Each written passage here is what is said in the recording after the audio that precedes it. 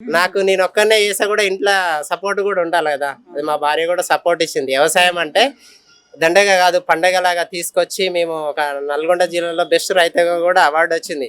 Award అనే విషయం పక్కన పెట్టేసి ప్రతి ఒక్కరు అలాంటి ఆహారం తినాలి. పురాతనమైన వంగడాలను సేకరించాం మేడం. ఇది ఏడుకొండల స్వామి సన్నిధిలో రోజు గర్భగుడిలో ప్రసాదం జరుగుతుంది. మా గురువు గారు అది స్పాన్సర్ చేస్తున్నారు మేడం రెగ్యులర్. టిటి తిరుమల దేవస్థానం తిరుపతిలో అవే విత్తనాలు మేము కొన్ని ఒక హాఫ్ కేజీ తీసుకొచ్చి మేము ఇక్కడ డెవలప్ చేసి అదే ఒక 100-150 మందికి మేము విత్తనం పంపిణీ చేసాం.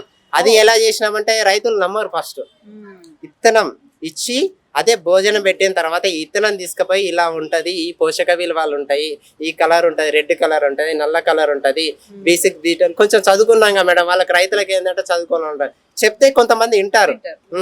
వాళ్ళకి వినే వాళ్ళకి కనీసం అన్ని 10 ఎకరాలు చేస్తే ఇది ఒక నీ 1/2 ఎకరం చేసుకో మీ ఇంటి వరకైనా